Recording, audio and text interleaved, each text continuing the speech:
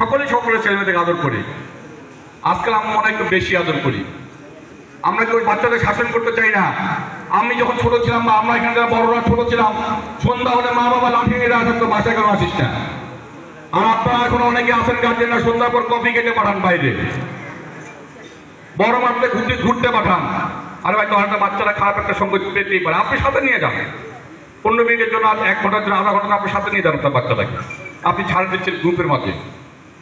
এই সচেতনতা, এটাও কিন্তু আমাদেরকে সচেতন হতে হবে সব গার্জেনদের। কেউ ভাবিয়েন না যে আজকে আতাউরে বাচ্চারা নষ্ট হয়েছে, আমার কি যা আসে।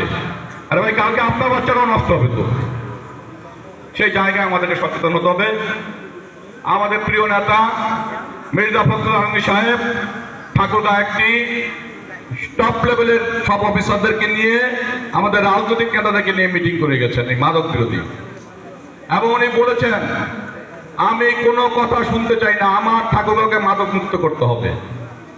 এবং আপনারা দেখবেন আজ ফেসবুকে প্রতিদিন কিন্তু 2-3টা হয় মাদক সংস্থা, নাহলে আমার পুলিশ বাহিনী, নাহলে ইউনো সাহেব, নাহলে কোনো ম্যাজিস্ট্রেট সাহেব প্রত্যেকটা এলাকায় কিন্তু ধরতেছে এবং সাজা দিচ্ছে, নাহলে ধরে নিয়ে চলে যাচ্ছে। আজকে গোটা গোয়ালপাড়া এলাকায় এই পুলিশ বাহিনী গোটাও, আমি জানি বিকালবেলা গোটা গোয়ালপাড়া এলাকা সার্চ করে বেড়াইছে। প্রতিদিন এই ধরনের একটা কার্যক্রম প্রতিনিয়ত চলছে। আমরা যে কমিটিটা করব, আপনাদের সকলের সহযোগিতা চাই। আমরা এই সমাজের একটা পরিবর্তন চাই। আগামী দিনে যে আমরা নতুন বাংলাদেশ স্বপ্ন দেখছি, বৈষম্য বিরোধী বাংলাদেশ স্বপ্ন দেখছি, যদি আমার নতুন জেনারেশন ভালো তৈরি না হয়, তাহলে সেটা কিভাবে সে সম্ভব হবে বলেন?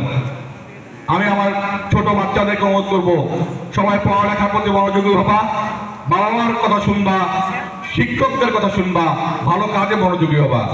আমাদের প্রিয় নেতা ঠাকুরগাঁয়ে ইতিহাসে প্রথম প্রত্যেকটি ক্লাবকে 2 লক্ষ, 2.5 লক্ষ, 1.5 লক্ষ করে টাকা দিয়েছে এবার খেলার সরঞ্জাম কেনার জন্য, যেন খেলাধুলাটা মাঠে চর্চা করা যায় প্রতিটা ক্লাব ঠাকুরগাঁয়ে। প্রত্যেকটি মসজিদকে 2-1টা হতো লিস্টে জমানিং হয়ে গেছে, বাদ পড়েছে। প্রত্যেকটি মসজিদকে দিয়েছে, প্রত্যেকটি মন্দিরকে দিয়েছে। উনি বেশিরভাগ স্কুলে দিয়েছে। আমাদের এই স্কুলে মনে 10 লক্ষ টাকা দিয়েছে, 5 লক্ষ। আবার এই স্কুলের নতুন বিল্ডিং দিয়েছে। তো সেইভাবে কিন্তু আমরা আমাদের নেতার নির্দেশনা মতো এই কাজগুলি শুরু করেছি, ওনার সাথে কাজ করছি। উনি হয়তো আপনাদের সকলের দোয়ায় বাংলাদেশের সর্বোচ্চ জায়গায় প্রেসিডেন্ট হয়ে যাচ্ছেন 20 তারিখের পর থেকে। আমাদেরও দায়িত্ব আছে ওনার হাতকে শক্তিশালী করা। যে মানুষটি বাংলাদেশের ইতিহাসে ছিল, বলবো না পৃথিবীর ইতিহাসে এরকম আছে কিনা, একটা সরকার 4 মাসের মাথায় ঠাকুরগাঁয়ে এতগুলি কাজ, 2টি উপজেলা, university, medical college, airport, EPZ, nursing college, এতগুলি কাজ 4 মাসের মাথায় কোনোদিন কোনো সরকার করতে পারেনি একটা এলাকায়। সেটা আমাদের প্রিয় নেতা, আমি ধন্যবাদ জানাই ওনাকে, ধন্যবাদ জানাই জনাব তারেক রহমানকে। উনি এই কাজগুলি করার জন্য আমাদের প্রিয় নেতাকে সহযোগিতা করেছেন। শুধু তাই না, 1400 কোটি টাকা একটা প্রজেক্ট দিয়েছেন জেলা এলজিডিতে, ঠাকুরগাঁও, দিনাজপুর, পঞ্চগড়ের নাম দেওয়া আছে প্রজেক্টটা। 800 কোটি টাকা টেন্ডার হবে ঠাকুরগাঁয়ে আমাদের চতুর্দিকে বাইপাস করার জন্য এলজিডির রাস্তাগুলি। 1700 কোটি যে মতিভাই ওয়াটারবোর্ডের ঠিকাদার, আমি ওয়াটারবোর্ডের ঠিকাদার, 1700 কোটি টাকা দেওয়া হয়েছে পানি উন্নয়ন বোর্ডকে শহরের চতুর্দিকে সৌন্দর্য করার জন্য। এই আগামী মাসে টেন্ডার হবে আমাদের এই উপজেলার পিছনের থেকে লিটনের বাড়ির পাশে যে ব্রিজটা আদর্শকরণের, সেই ব্রিজ থেকে রামদানা পুরো টাঙ্গন নদীতে যা নামবে, 2 ধারে বাঁধ, ফুটব্রিজ, বসার ব্যবস্থা, ড্রেনেজ ব্যবস্থা সবকিছু করা হবে একটা শহর সৌন্দর্য করার জন্য। সেই বরাদ্দ ইতিমধ্যে চলে এসেছে, আগামী মাস ডিজাইন চলতেছে, আগামী মাসে টেন্ডার হবে। টাঙ্গন ব্রিজ থেকে একদম নিশ্চিন্ত করে শেষ মাথা বন্ধ হয়ে মাঝখানে কেটে আবার ড্যাম, 2 পাশে ওয়ার্কিং হয়ে এবং বসার ব্যবস্থা, বাচ্চাদের খেলাধুলার ব্যবস্থা সবকিছু থাকবে।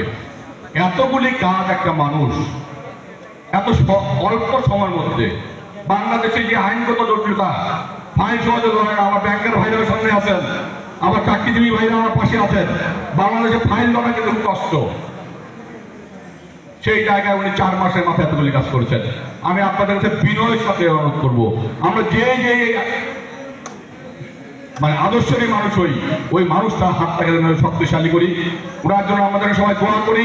আমরা ঠাকুরগাঁয়ের মানুষরা আগামী 100 বছর এত উন্নয়ন দেখতে পারতাম না। ঠাকুরগাঁও পৌরসভা 700 মিটার প্রজেক্ট ছিল না। প্রতিদিন কালকে আমাকে পৌর প্রশাসক মহোদয় বলতেছিল, শরীফ ভাই পাগল হয়ে গেছে, কি প্রতিদিন টাকা ঢুকতেছে, কোন দিন 40 কোটি, কোন 30 কোটি, কোন 5 কোটি, কোন 3 কোটি, এফপিডে টাকা ঢুকাচ্ছে পৌরসভাতে বিভিন্ন উন্নয়নমূলক কাজের জন্য। ঠাকুরগাঁও একটা শিশু পার্কের জন্য উনি টাকা দিয়েছেন, নতুন করে একটা শিশু পার্ক তৈরি হবে। ঠাকুরগাঁও পৌরসভা বিল্ডিং এর জন্য টাকা দিয়েছেন। আমাদের প্রেস ক্লাবের সামনে যে প্রেস ক্লাব আছে, ওখানে আমাদের পাঠাগার আছে, ওইখানে আমাদের অডিটোরিয়াম আছে। এই জায়গাটাকে উন্নয়ন করার জন্য, সেই অডিটোরিয়ামটাকে সুন্দর করে এসি করার জন্য, আধুনিক করার জন্য 70 কোটি টাকা বরাদ্দ দিয়েছে। তার মধ্যে 49 কোটি টাকা চলে এসেছে।